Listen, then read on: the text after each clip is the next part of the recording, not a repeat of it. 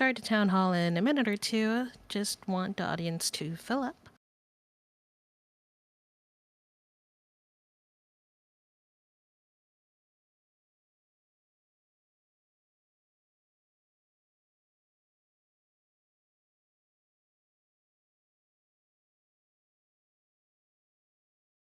I had experience in the park this morning. While I was typing on my laptop, a gentleman came over and started showing me everything that he had in his bag.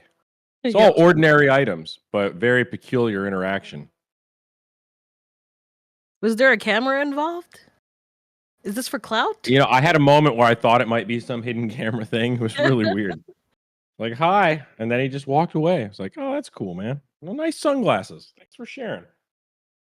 Bro was feeling himself. All right. Looks like our audience is here and we are good to go. Let's start.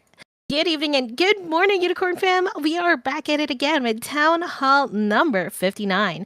You may have noticed that this Town Hall has a different schedule than usual. We're doing this to cater to more time zones. Next week's Town Hall will also be a different schedule, so make sure to check out our Discord events section to stay updated. As always, we have got our fearless leader, Crypto Unicorn CEO and co-founder Aron Beierschmitt, as well as our growth director Ziori. They have some updates for everybody before the questions start. Take it away, y'all. Good morning. Good evening, Sparkly.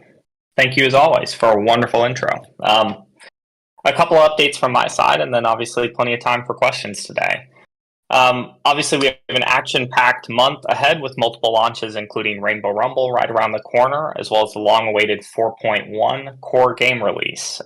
The 4.1 release in particular is centered around server-side analytics, which solve our long-standing challenges and issues that we've had with leaderboard points. In addition to that, we'll continue to refine the onboarding process, including a new feature called Tooltips, which is going to make it even easier for players to understand what the things they're getting do and where to potentially get things that they need. So excited to get both of these over the finish line and fed into our ongoing co-marketing and awareness campaigns. In more troubling news, for those unaware, our treasury took quite the hit this weekend in the kind of massive liquidation cascade that occurred throughout the space. Obviously, the strategy that we took once we ran out of stablecoins was, rather than sell our ETH directly for fiat, we took out fiat or stablecoin loans against the staked ETH that we had in the treasury. What this enabled was us to have a much longer runway than we would have had just selling ETH along the way. And it also allowed us to take a bet on future ETH price appreciation to extend our runway over time. So obviously I'm disappointed that we didn't get the market run in the time that we needed it to rapidly expand our runway. But ultimately this strategy worked far better than it would have been, just selling the ETH directly. So thankfully we have the Xi grant, which gives us a path to survival, and certainly with the kickoff of the altcoin, bull run, an opportunity to thrive. So the key point here is CU is not going anywhere. As you can imagine, I'm out trying to find opportunities for capital injections into Laguna Games. Obviously, if this fails, you can expect us to reduce things down to a smaller crew and carry forward with the roadmap as planned. In many ways, I see this potentially accelerating our plans that we've already had in place towards progressive decentralization. In short, you can expect us to begin open sourcing all remaining smart contracts that haven't been open sourced already, as well as much of our Web 2 code. This, coupled with the robust governance processes that we already have in place, enables CU to carry on indefinitely alongside a reduced LG team. So obviously the next few weeks are critical. It's great that we've switched back to weekly town halls, and I'll continue to provide kind of running updates going forward. The reality is, after 3 years in navigating the dark forest, my chief concern remains the survival of CU, and we continue to work towards ensuring that continues forward. All right. Happy to get to questions. All right. Thank you so much. I'm sure that everybody has their own questions, but before we move forward, let us run by the rules. We have a limit of 3 questions per person. I'll skip any questions that have already been answered to save on time. So let's make those questions good. And any questions related specifically to your account or a Zendesk issue, please reach out to us on the mod support channel so the CM team can take care of that for you. To ask a question in voice, press the request to speak button. Once we accept your request, you can click accept to begin speaking. We also have written questions. It's on the town hall thread in the feedback channel. Let me go ahead and share it with our chat. There we go. Take note that we prioritize spoken questions over written ones and written questions over anonymous questions. I see a couple of new questions over here. So let's start with a couple of softballs. We have Buzz asking a question. What does a reduced team look like? How many people? What roles? Who's there 100% for sure in the next 3 months, 6 months, 12? Ooh, that's a lot of questions. I have zero ability to answer that until we've pulled that ripcord, but you can be ensured that it would be the necessary bare minimum team to continue forward with the current roadmap. All right. Next up, we have 404 requesting to speak. Please come up on the stage. Hello. Hey, man. Hey, guys. Hey, hey. So the Good day. Treasury, well, it's an all right day. It's a day. So the Treasury, how much is left in the Treasury? You guys took out a loan against the 4 million, and so how much is left? I mean, anyone can see this, right, by literally looking, but it's $651,000 worth of ETH against a few $100,000 in debt currently, right, at a 1.20 health factor. Again, anybody can literally see this in DBank by pasting in the address. Okay, yeah, I didn't know if like any stables were moved. I know you said you took a loan out against the ETH that we had, but then I didn't know if that loan was Yes, moved again, and this is taken in from Treasury reports, right? Every single Treasury report has shown this, right, since we started doing it earlier this year. So what happened, of course, is obviously we continued to take out debt over time, right? And as the value of the collateral dipped and then obviously collapsed by more than 60% over the course of hours over the weekend, we took a series of liquidations where liquidators came in and gave stable coins in exchange for our ETH and liquidated us down to what we currently have, which is about 258 ETH.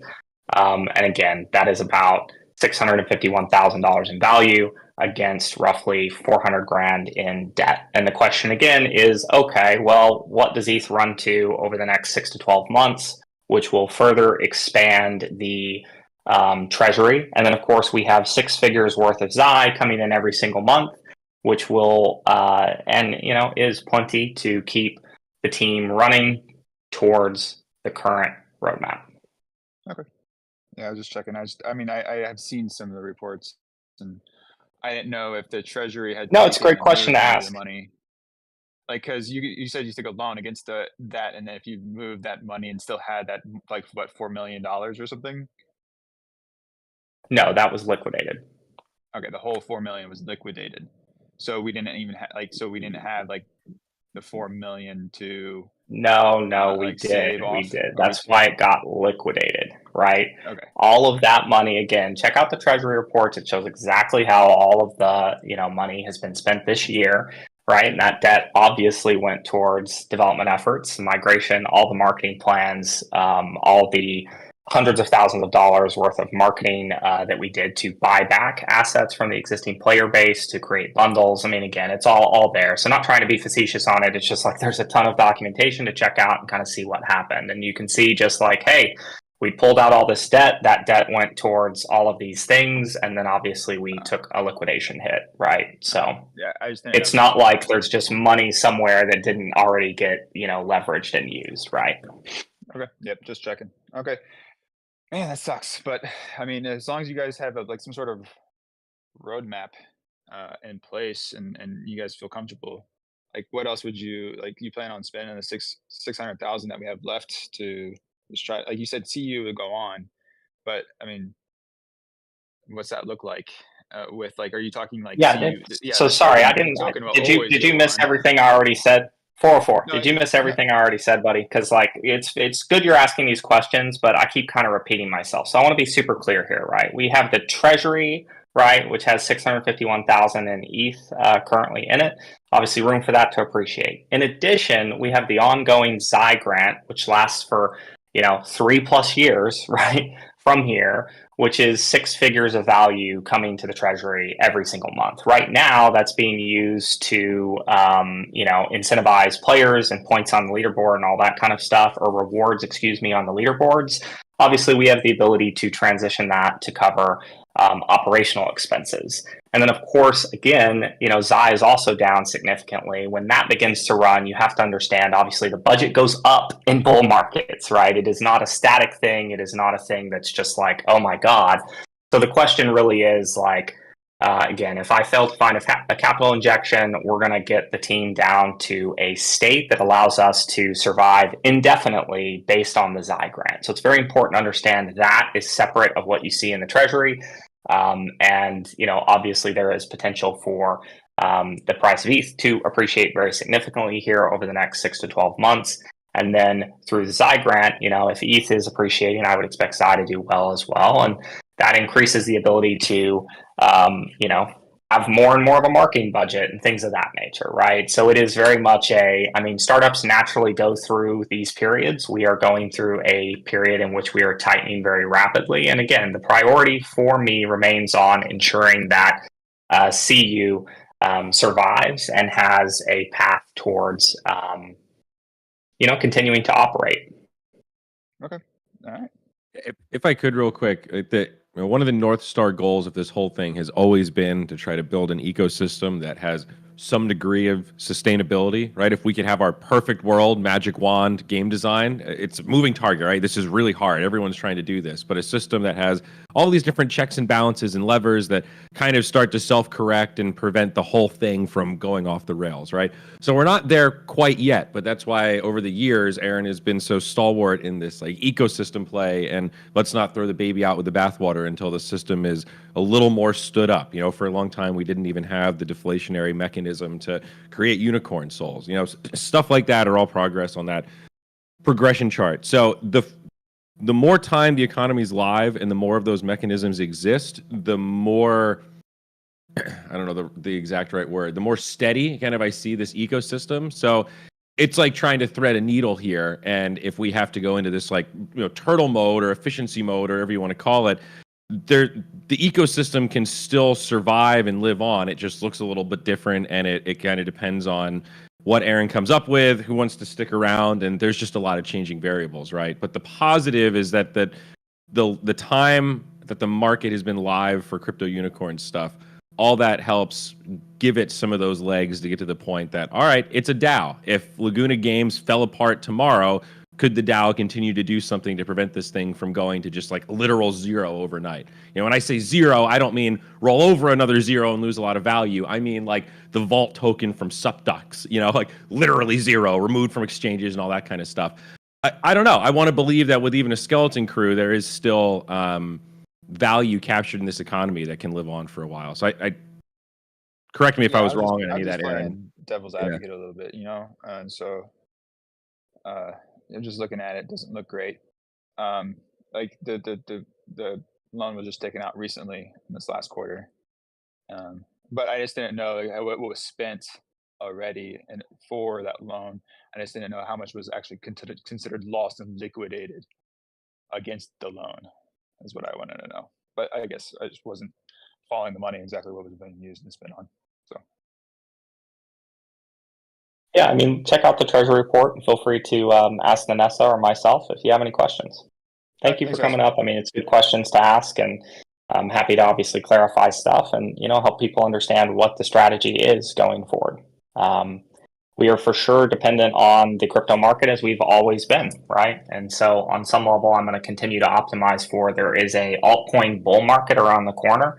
And if you don't believe that that is the case, crypto gaming is certainly going nowhere, right? I think that's just the reality of the space. I think I'm personally betting very heavily in my own personal funds and things that we're on the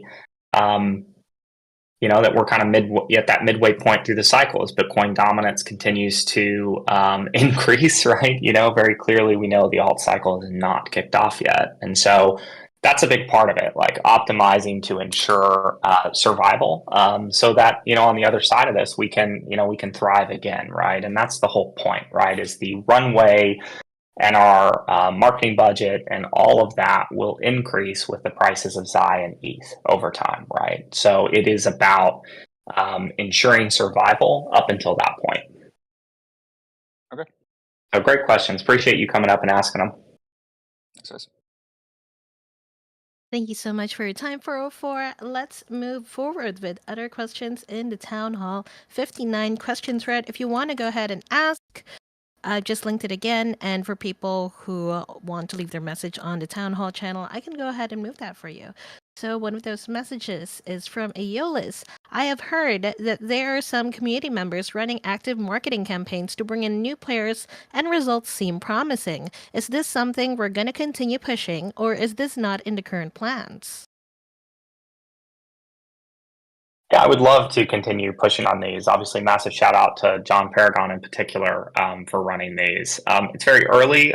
We've been working to figure out what the customer acquisition cost kind of ultimately is relative to the average revenue per wallet that they are bringing in. And so what we look for at this point in time is scalable channels. I mean, this is such a perfect example of the Web3 space and being a true kind of crypto native experience, not kind of a Web2 storefront tacked onto the blockchain, is the fact that we have players looking to build businesses around this core game. So I am very excited about it, but it is also very early, and we're looking on and for a lot of additional data, because I ultimately need to understand, okay, this is a channel where the customer acquisition cost is X, and the average revenue per wallet is Y. And I need Y to be higher over some period of time, even if it's like 90 days or 180.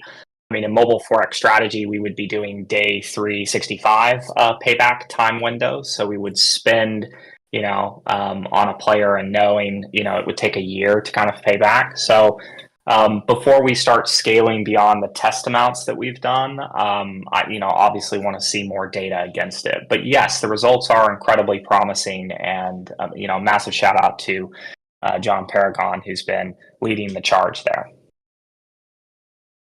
All right. Thank you so much, John Paragon. All right, that is the question from Aeolus. Let's move forward with Wasper, who is asking, in the last town hall you mentioned that there is something going on around a TV series with crypto unicorns, mentioning Netflix and Amazon Prime. Is there something currently in the works for something like this to happen?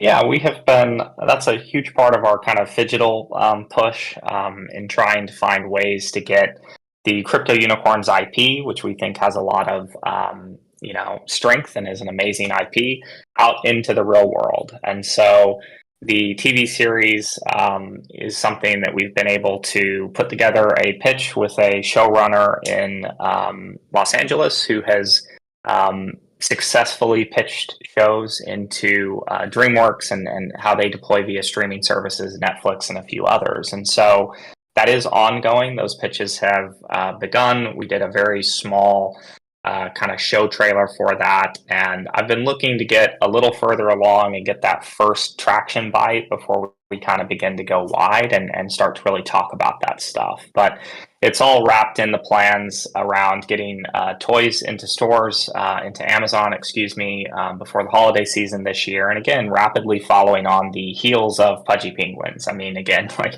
people don't seem to really care about this stuff, but we were right next to Pudgy Penguin's booth at the Toy Expo in Vegas a few months back. It was very successful. There was a guy walking by that saw people just wanting to take pictures with the unicorn, and he came up and worked for a kind of big three toy company, and just seeing people resonate with the IP to the point they know nothing about it, and they're coming up and wanting pictures with the unicorn, the same one we had at GDC for those that missed these pictures on Twitter. So anyway, the TV series and show is a part of that whole pitch, because what appeals to brands nowadays is kind of multimedia, multi-channel outreach. And so, our Giphy account hitting tens of millions of views and stuff has all been very helpful from that perspective. So it's not something that we talk about a bunch, but I've obviously been very obsessively trying to find ways to generate revenue that are not directly tied to crypto space, and quite frankly, not directly tied to this massively challenging thing we have, which is an open economic network that we're trying to constantly bootstrap in very unfavorable market conditions. It seems to continue to be over the last 3 years. So again, because of the recent proposals, any licensing revenue that comes in, 50% obviously is going to go to the Treasury, which will be used to continue to add collateral to the Treasury to kind of answer 404's questions from earlier. And then obviously 50% will go back to purchase CU on the open market and burn it, right? And so any revenue through those deals, directly ties back to, value in the DAO itself. So more to come on that front, including a teaser of the show deck and the little kind of trailer. There's a very specific way you kind of pitch TV series, and it involves a kind of trailer of sorts that shows a little bit of the look and feel and kind of vibe for the show. And I was very happy when they kind of went in a Lego movie kind of Shrek direction, where it's anyway, fun for kids, but obviously also parents to watch as well. I think that's the key piece that we're really leaning to with the phygital narrative, is the idea. Obviously, parents buy toys for the kids. What if the parents also could get an NFT for themselves? Like, that resonates with toy companies. That's a very interesting thing. We're not talking about kind of a free NFT anybody can have. We're talking about, raffling off some of the higher value ones and things of that nature. So a lot of really interesting stuff that have been, it's been a year since I hired Steve Silverstein, who comes from Disney and several other really big IP companies in his career, and he is very much the guy kind of leading the charge on how we get into retail. And again, fast follow Pudgy Penguins. I think they've done a very good job of getting to market, showing that people are interested in these IPs. And the toy market is an interesting world. It's something where, if you think about it, most of the major IPs at this point have had many, many, many toy launches. And so there's this hunger for kind of unique IP. And how do you differentiate that?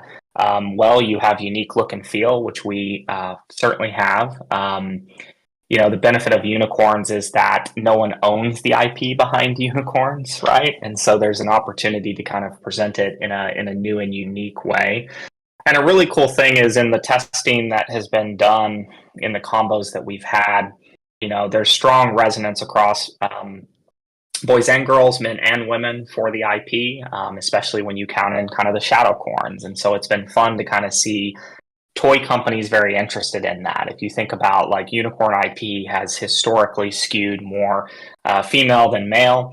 And crypto unicorns, I think, covers both very well on that front. So again, it takes a long time to put these things together. We're coming up on a year since Steve was kind of hired and given a very, very small budget to try to do a bunch of stuff with.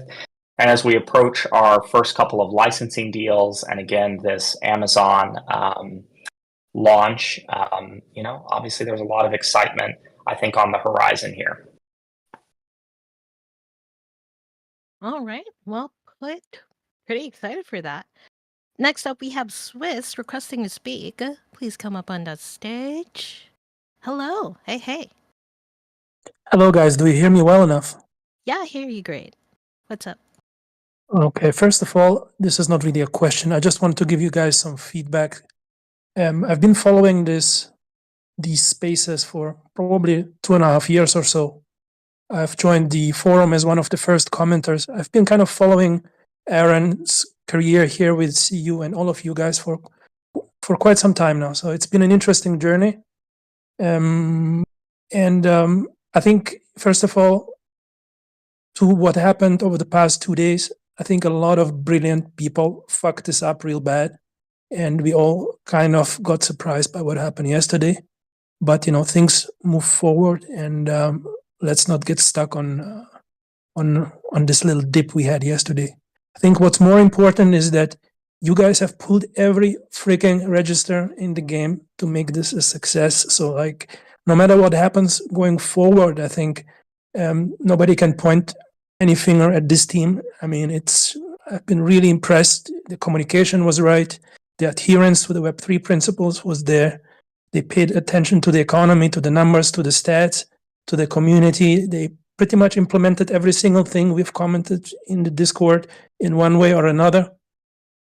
And so I just want to acknowledge that this has been done, and this on its own is a huge success. And now the difficult part here, and at the risk of never being invited again to speak here, there is still one element missing, and I haven't spent enough time with the game most recently, especially after the migration. But I think it's going to be very difficult for any team member to tell this to Aron directly, but the magic touch is still missing. And I don't know where it's going to come from. I think a lot of stuff is still in development that kind of goes in that direction, but we'll get to see the final magic touch, which is going to make me play the game again. And hopefully now after the migration, now coming into a more interesting part of the bull market, hopefully we'll be still able to pinpoint something that's really fun. And I just wanted to make sure somebody said this once again, so that once somebody in your team sees that one element, that they don't shut up about it, but they say what it is, because I'm still curious what it is. Anyways, guys, I hope this was useful, and thank you for listening to my feedback here. I always appreciate it, Swiss. I mean, you've been a long-term supporter of us and the project, and crypto unicorns in general. So I think everything you said is appreciated. I think you're being, in some cases, overly generous. We could have always done more and moved quicker potentially. I think we would have needed to do a lot less, and I certainly take the blame for pushing the team in so many different directions. I think I've always maintained that everybody likes, you go back, and I just got all this praise and shit for my white paper, right? I wrote that 3 years ago at the end of August, on a small break while my wife ran a fucking 50K, right? And my only thought was you could see certain things that were foundationally wrong in the space around Axie and Peg Axie and STEPN in particular, right? And you could see that those economies were not going to be sustainable over time, right? And I think my take was, you need an entire ecosystem of titles. You cannot rely on a singular game loop. There are very few games that have sustained, even longer than 6-month windows, right? At this point, they've all been captured by the big Web2 gaming companies who are just in process of sucking as much value out of the players as they can and handing it to their shareholders, right?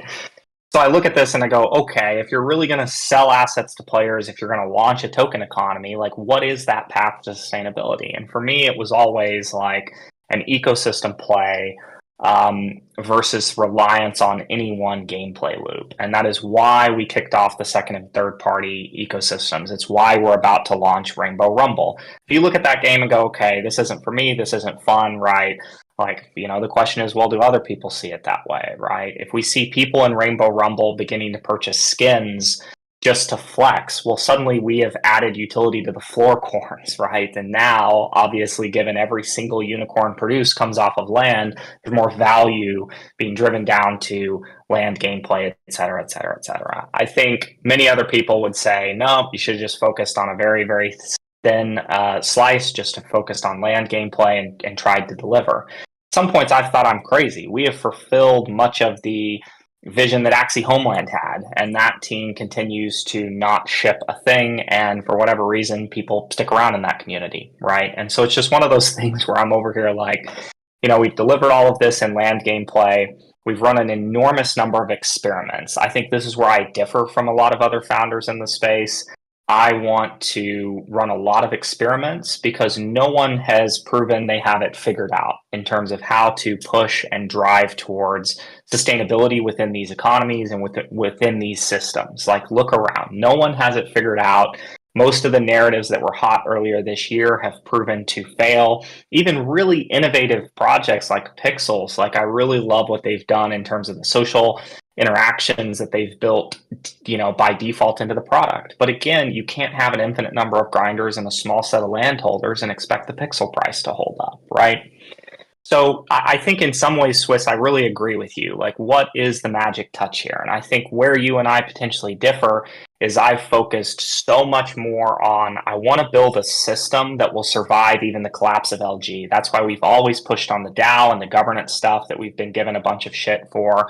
You're going to see us move more and more and more in that direction, where we open source the contracts, we open source huge chunks of the Web 2 code so the player community can get their hands deeper and deeper into the experience, right? And again, to me, success has always been about how do we marry a working economic system and mechanism design, right? The flywheel that I talk about, with engaging content on top of it, right? That further drives value and spins that flywheel. And so I think I agree with everything that you said. I think you were overly generous and very nice, but you always have been, and I always appreciate that. And I think even when you were trying to be critical, it doesn't bother me at all. I think I agree with you. We've always missed a little bit of that magic. And I think in some ways it's because again, we were running a bunch of different experiments because we didn't know what would work. And at the center of it, I've been very, very focused on the economic systems and mechanism design. And that potentially is the hill I'm going to die on, because again, that is the only promise that wins, is if you find a path to sustainability, you find a path to bootstrapping these networks where the early participants actually get to, share in that benefit. Setting aside the fact that we have put out millions of dollars worth of incentives to early players, which they deserve for the risk they took and the pain that they've put up with through the bear. So again, it's just one of those things where I'm nowhere close to kind of giving up on the system that we have. I think we're the closest we've ever been, and we do continue to kind of try to fine tune the system to a point where we have that kind of magic moment, right? And it's all the way down the stack. With the new launch and Third Web, you can set up a Third Web delegated wallet and no longer have MetaMask prompts. We're about to turn on Pay, and you can suddenly buy your first corn bundle, right, with a credit card. And so anyway, it's everything that we're trying to do here is an exercise in trying to build a fortress inside of the dark forest where everything's trying to kill you all the time, whether it's the market, North Korea, et cetera, et cetera, et cetera. And it's an amazing thing coming on now over 3 years post our pivot that we've been able to survive.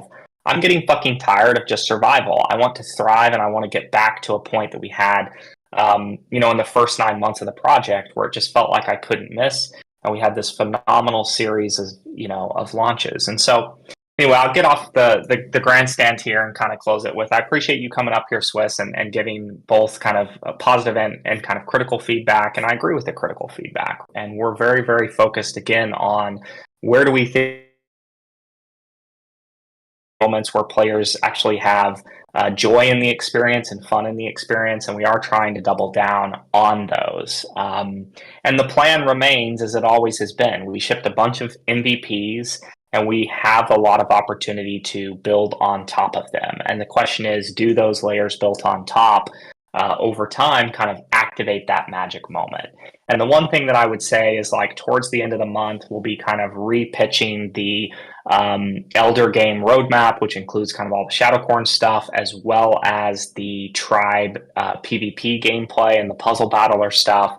And at the end of the day, you have to kind of look at, are those layers in your mind kind of moving in that right direction, right? Because I do think one of the major mistakes I made from a product owner perspective was very early on focusing on trying to kill Axie Homeland and actually deliver on the promise of what they were doing there, versus going after more of the Puzzle Battler route, which would have enabled us to, take on Axie Classic, right? In some ways, we set up a system that has a pretty high barrier to entry for new players, and that I think has been a limiter on growth. And we've been very focused again on leveraging the ecosystem, the layers on top, things like Rainbow Rumble, to really drive new players into the top of the funnel and then see how we convert down. So I know you've missed a few of the town halls and stuff. This was I discussed this a lot in the last one, but again, thank you for coming up, Swiss. I really appreciate it.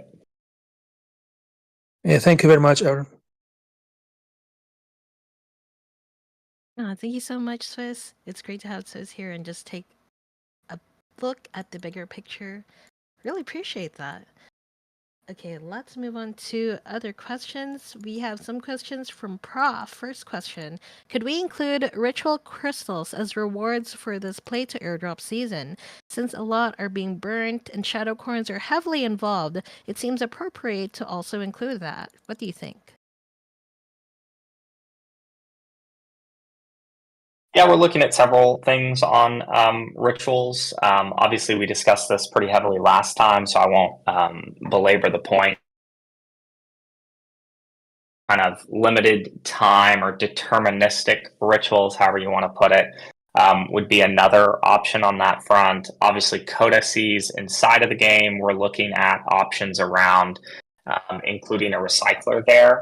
I think on my end,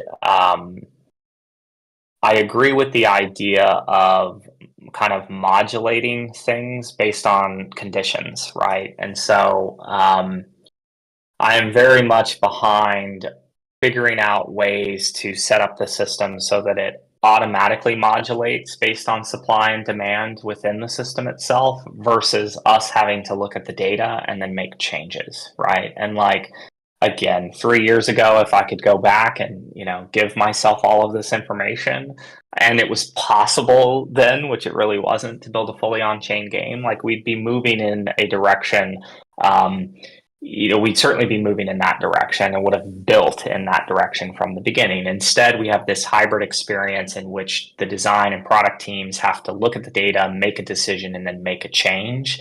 And obviously, we are and cannot react nearly as fast as the market and shifts in player behavior that are driven by that or driven by other things. So in some ways, it's like I could say, well, gems are designed to be minted and created and equipped to unicorns in situations where you need the highest possible stats. Obviously, in certain situations, jousting has driven that. When Twilight Tactics and Shadowcorn Attack, Twilight Tactics 2.0 event drops and Shadowcorn Attack kind of goes crazy, gets harder, right, over the course of that event. Like, again, you're going to have this kind of reason. When we have periods where jousting's not driving the demand that it did prior, particularly for the highest stat corns with gems equipped, like, yeah, it's a natural spot to see gem usage drop. I think where we agree is like if we could regulate and shift things automatically as a result of that, like that's kind of a dream state to be in. And it's something that I have a strong desire to see us push towards, because that is really the promise of this space. Is we set up a system designed to self-regulate that people can look at and go, I know for any given amount of demand, like how much of this asset is going to get supplied. And so this would look a lot like in a way that has them against bonding curves or has them modulate their costs based on pricing oracles. I mean, there's a lot of different ways to insert that kind of self-regulation into the economic design, into the mechanism design. And so I'm definitely aligned with that idea, because it's kind of an insane challenge on the other side to be constantly reacting to shifts in player behavior, shifts in engagement, and obviously shifts in the wider market. Great question. Actually, a really great answer, because I feel like you answered more than half of his second question. It's like you can read the future. Okay, so here's a part of the unanswered question. They did mention something about the idea of a dynamic model in the future, but also directly the price of purchase of codices for gems. Since jousting profitability plummeted, would you consider doing like a regular manual change of price, like for the cost of purchasing codices? Yeah, this is kind of one and the same, and I guess I was trying to answer. Um, it's kind of one and the same, right? I think the dream state would be the price modulates based on some factor, whether it's like, we set a target for the number of gems that we want to see minted per day, and the price just gets exponentially higher when we cross that to kind of limit it and create a limiter on supply. It just depends on what's the KPI that we care about most, right? Do we care about gems constantly being minted? Do we care about gems actually being kind of rare, right? And have more value on the trading aspect of things, right? Or again, do we see them as a sink for resources, and so we just want to constantly see more and more gems be created, right? So we already do manual intervention kind of across the game for a whole number of things. And so, yes, nothing is off the table in terms of continuing to do manual intervention, but I have a very, very strong desire to line these up to basically encapsulate these systems into ways that they are just self-regulated. And of course, you're never going to get a bonding curve exactly right, and that's again what the DAO should be doing in terms of stepping in to suggest changes on that front. And again, if we go the route of paring down to kind of a skeleton crew, here you're going to again see us open source a ton of stuff, and that would include tuning in files in a way which of course you already have access to. Shout out to Kaiser, who pulls them every time we do a push, but giving them in a format that's going to allow for an even deeper and in-depth discussion around this. I mean, I said once that my dream was to kind of replicate Curve Finance, and the beauty of Curve Finance in my mind was it just monetized kind of directly aligned incentives. You want to stake and maximally stake Curve to drive additional Curve emissions to your LP pool, right? So you've seen projects over time fight for Curve, and obviously it's a protocol that still generates a ton of revenue and is certainly on my buy list. Not financial advice. But the beauty of that, again, is it just directly aligns, incentives and kind of monetizes greed. And if you could see, a similar template for CU, we would actually allow stake CU holders to directly vote on and influence everything inside of the game. And the way our game is built and the way we ship tuning updates, you can effectively make all of those changes. So anyway, I'm very happy to get these kind of questions because it lines up very nicely with this shift towards even higher levels of openness and transparency. I would put us kind of at the top of the list of crypto games in terms of that so far, but you're going to see us continue to lean further and further and further into that so that the community has access to the data and can make more actionable and kind of informed decisions. So you could imagine us doing more regular voting on this that then gets effectively pushed into new tuning releases that go out, let's say every other week or something like that. The question is how quickly do you go in and make changes, right? So anyway, it lines up with a lot of what we're thinking about in how to further embrace community-run, community-driven game development, and obviously continue this trend of transparency and openness around the game and mechanism design. All right.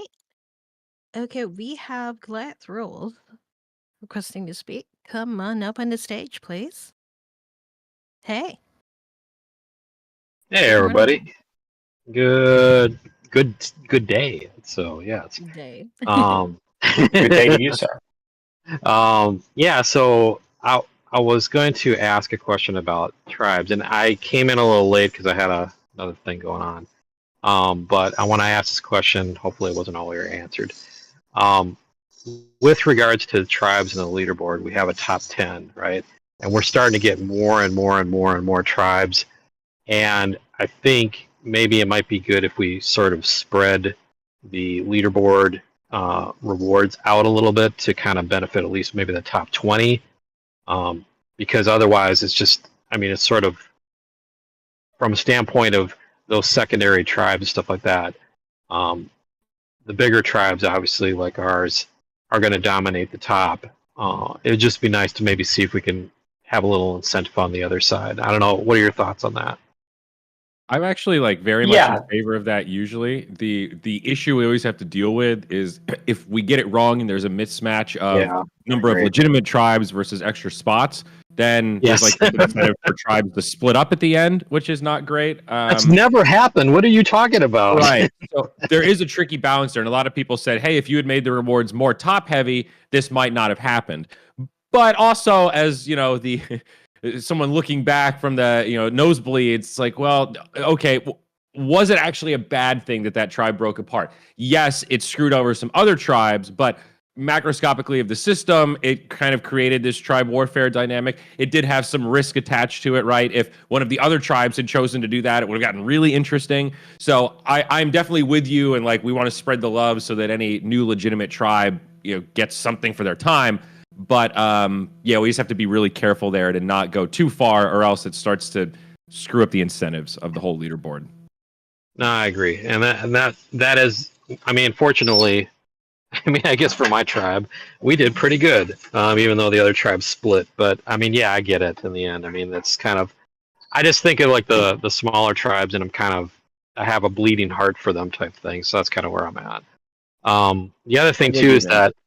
Yeah. The other thing too is that we had a little bit of. I will just say this: we had a little bit of a desync between the Galaxy or whatever the heck it is, events, and essentially kind of where we were at with tribes. Just a comment on this: we had new folks coming in, and they're desperately like, "I want to be in a tribe. I want to be in a tribe. I want to be a tribe." And we're like, "Okay, fine. We can work it out." We found some good folks. All right. I granted that worked out well. The issue that I had was that people wanted to make gems. And I'm like, you have such a small farm. It's more important for you to really build up. And I don't know, maybe we want to, just my comment, I guess, is maybe we want to make sure that we kind of sync up those types of events with the timing of the game. I don't know, what are the thoughts on that? Yeah, for sure. I mean, the new Tribe PvP leaderboard, which will be launching after server-side analytics lands, because we do not want any more leaderboard Zendesk tickets ever, hopefully. And so once that is live, right, the Tribe PvP leaderboard is already designed. And this is a good point. Like, we are planning to release details on that in the coming weeks. And I think it would be a good time to kind of evaluate and see if it meets some of the fulfills or smooths out some of the concerns that you have. I think one of the really interesting components about it is it's basically going to have kind of a weekly PvP event where, based on the ranking of the tribes, they get pitted directly against each other and actually compete, and the winning one moves up the ladder, and obviously the losing one moves down, and it kind of resets a couple of times over the course of it. It's us looking at and trying to double down on some of the infighting that we saw, which I think would be fun.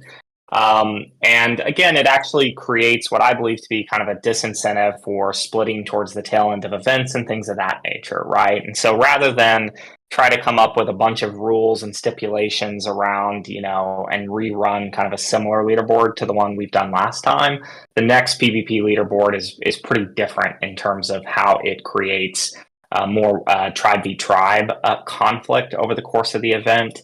And my hope there is that shows an improvement from the last one. We were very excited about the prior leaderboard because it was actually profitable in terms of, we paid out less than what people spent to climb on it. So that's a great thing, because it, especially with buyback and burn, and the burn mechanism, like, again, spins the flywheel in a way that is like healthy. And I really don't think there are other games right now that can compete with that, where they're just really purely inflating and inflationary with their tokens and things. And so anyway, I guess in the next week or so, look out for the updated Tribe PvP details, and look forward to feedback on that. All right. Hey, thanks for that. That was good info. And the other last question I have is, what are we doing in Vegas? But so I want to talk about maybe a little bit about what your goals are for that conference and stuff like that. I don't know. Maybe that might be kind of fun to talk about. I can speak to it a little bit. The founders of Rare Evo are unicorn holders. Rand Corp and those guys, I knew them way back from the Axie days. So they're an interesting event in the sense that like the founders have a vested interest in seeing unicorns succeed because they just have assets. So I can say that Rare Evo of all the events we were looking at was pretty cost effective because of that. They were very generous with us because of that, the nature of that. So it is a little bit of a strange event. Like it has a big Cardano presence, so that's always an angle of just sort of evaluating the other side of the market.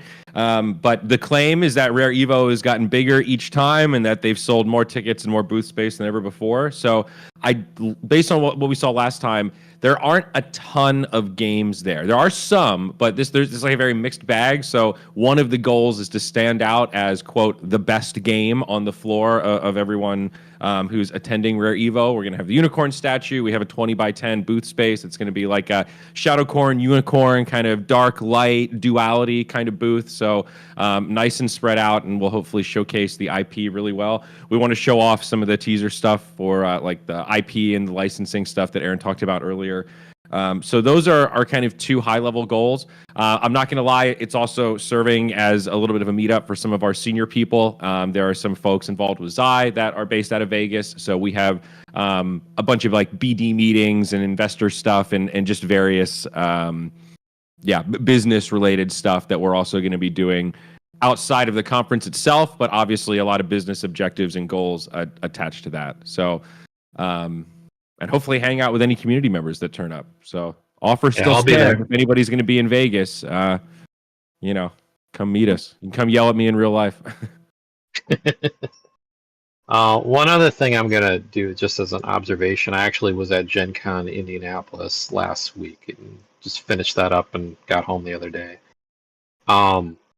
It's very much starting to add in some computer game type aspects into it. Not a lot, but there's sort of like this crossover between computer and physical things that's going on in certain sections of the floor. So I don't know if it's an opportunity in the future, next year, obviously, August type time frame, to actually get a booth. But if we had unicorn and merch and all that kind of stuff, I'm telling you, cuteness runs the floor there. Like if you have cute stuff, they just awe over it and basically scoop it up. So maybe that could be another way, basically, to kind of get the name out and that kind of thing. And I'm talking like 100,000 gamers were there. Just yeah. So it was huge. It was nuts. So that's just a comment. Yeah, definitely open to it. Obviously, budgeting and costs are always tricky, but it's hard with these like old school conferences where they have such a long cycle. You know, to get in for 2025, you have to apply like now in 2024, and there's nothing wrong with that. That's normal for PAX and all these other giant conferences. It's just hard for an agile project like us in the blockchain space where stuff changes really quickly. Like, where am I and we going to be like, this time next year when Gen Con's popping off? Yeah. I'm not sure. It's hard to predict, right? So it's hard to commit to those events now, and don't want to tie up cash and all that. But totally, I saw your DMs. We'll definitely, kind of keep it in mind. And if you see cutoff dates where it's like, hey, ship's about to sail, feel free just to ping me and remind me, and I'll make sure we're. And even if it's just some people show up and basically we end up being gamers and get the word out type thing. I mean, even that can go someplace. So I mean, it doesn't have to be big budget to be impactful, I think, in the end. So just something to think about. We did that at that Philippines event where we didn't have a booth and just walked around with a big flag and gave people little pillows, and it worked pretty well. Yeah. We got a decent amount of traction. Yep. Okay. All right. Hey, thanks all. Thank you so Thanks, much, Vlad. girls. See you in Vegas. All right. We have one more speaker, or final speaker, Lemonade. But before you get up on the stage, let's ask a question from Crypto. Are the two bigger mystery KOLs still expected to become active in August? Will this be leading into the Rainbow Rumble launch? That's my understanding, having spoken with Mitch, so I haven't heard anything different on that front. All right, and we can get Mitch to confirm that as well. Okay, let's have our final speaker, Lemonade. Please come up on the stage.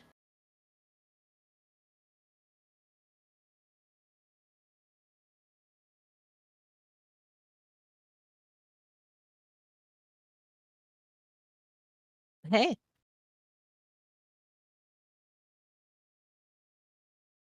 We can't hear your audio if you're speaking right now.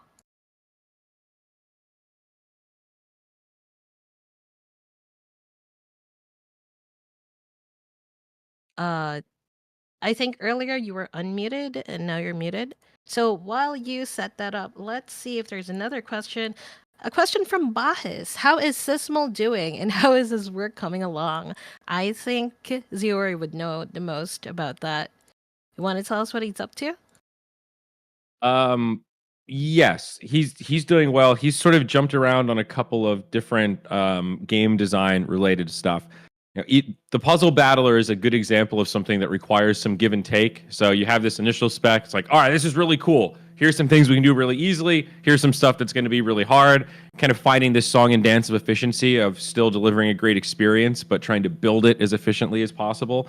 So there's just a process that's involved with. It's not just as simple as, hey, here's the spec, build it, but trying to get us there in a path that's going to make sense and not take too much time and all that. So very much so. I'm excited for some of his work to be released publicly so that you guys can engage with him more and grill him a little bit more because man, Sysmal loves to talk and loves to go deep on ideas. So I think Lemonade might have gotten his mic working, but yeah, still some mystery surrounding his work, but yeah, he's been putting in a lot of hours on Puzzle Battler concepts and specs. And of course, when you're coming up with something that's new, there's a lot of ideas that you play around with and then end up throwing away, right? Because you're seeing how far it can go. You hit a wall and go, all right, let's revert and try something different. So there's certainly been some like design trial and error and quick prototyping that's been going on that isn't super sexy to show you guys, but is a really key part of the process.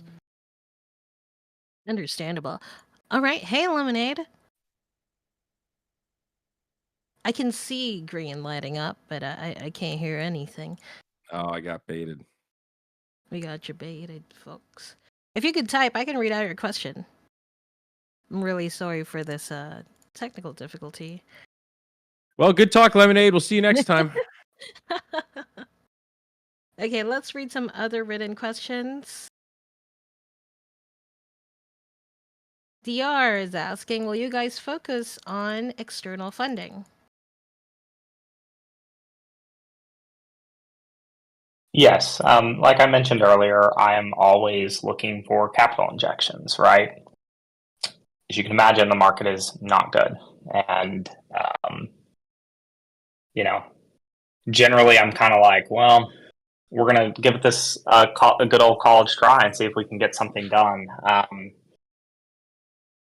And so, yes, several ongoing conversations on that front, but obviously very specifically focused on Laguna, the studio, which would allow us to rebalance resources and obviously continue forward with a larger team than we'd be able to without that capital injection. So, short answer, yes. All right. Okay, so it seems that Lemonade is going to try one more time. Let's come up on the stage. Hello. Hey, can you guys hear me now? There we go. Hey.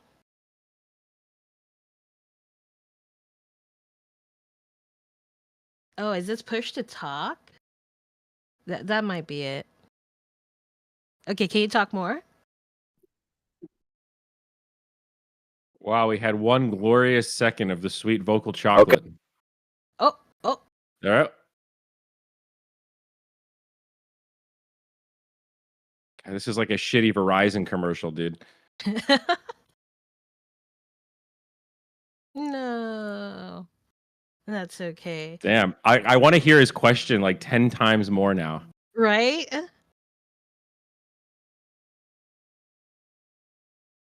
Now it sounds like a really important epic question. Next week. Hey, you can always message in the Town Hall 59 questions. You can message in chat. Dude, that's a really good question. Okay. Oh, okay. So Lemonade's driving. Very unfortunate that we weren't able to get to hear Lemonade before. Next week. We'll be here next week. We'll see you next week. We're not going anywhere, man. We'll be here. 100%. All right, so that concludes our town hall number 59. We've answered all of the questions in the thread, as well as any other questions. I hope that we can maintain this for the next week's town hall. So we'll post a recording of this on our socials if you would like to be able to re-listen. And don't forget to share this with your friends and fellow Unicorn fam who couldn't make it. If you have more burning questions, feel free to reach out on our support channels, the Mod Support channel and the Ask the LG Team channel. This has been Sparkly Unicorn with Stealthy on Tech, hosting co-founder and CEO Aron, and growth director Ziori. Good morning, good night, and see you in Vegas, Unicorn fam. Woo woo. Thanks, everybody. Hang in there. Hang We'll in be there. here.